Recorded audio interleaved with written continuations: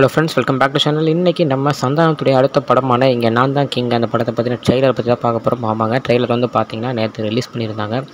So trailer வந்து முழுக்க சூப்பராக காமெடியாக கொடுத்துருக்காங்க அப்படின்னு தான் சொல்லணும். ஸோ ஃபஸ்ட் ஹாஃபில் பார்த்திங்கன்னா அவருக்கு கல்யாணம் பண்ணுற வரைக்கும், அதாவது ஒரு பெரிய ஒரு ஜமீன் இடத்துல போய் கல்யாணம் பண்ணுறாரு. ஸோ அதுக்கு என்னென்ன நடக்குது, என்னென்ன காமெடியெல்லாம் இருக்குது அப்படின்னு சொல்லிட்டு முழுக்க ஒரு காமெடியாகவே ஃபஸ்ட் ஹாஃப் போகும் அப்படின்றது நல்லாவே தெரியுது.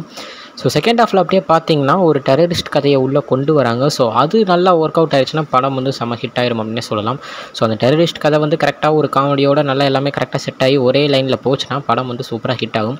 பட் ஆனால் அது வந்து தேவையில்லாமல் உள்ள வர மாதிரி இருந்துச்சுன்னா படம் வந்து ஃப்ளாப்பாக வாய்ப்பு இருக்குது அப்படின்னு தான் சொல்கிறோம். பட் ஆனால் நம்ம சந்தானம் அவர்கள் வந்து இதில் பார்த்தாலே தெரியுது ஒரு நல்ல ஒரு காமெடியான ஒரு கேரக்டர், சூப்பரான ஒரு ஹியூமரஸான ஒரு கேரக்டரும் கொடுத்துருக்காங்க அப்படின்னு. ஸோ அவரே இந்த படத்தை முழுக்க கொண்டு போயிடுவார் அப்படின்ற ஒரு நம்பிக்கை எனக்கு இருக்குது. அவர் மட்டும் இல்லாமல் நிறையா கேங் இதுக்குள்ளே இருக்குது. நம்ம பாலசரவணனாக இருக்கட்டும், நம்ம தம்பிராமையா சொல்லிட்டே போகலாம், நம்ம கூல் சுரேஷ், இந்த மாதிரி நிறைய பேர், முனிஷ்காந்த், இந்த மாதிரி நிறைய பேர் உள்ளே இருக்கிறனால ஸோ காமெடிக்கு வந்து பஞ்சமே இல்லை.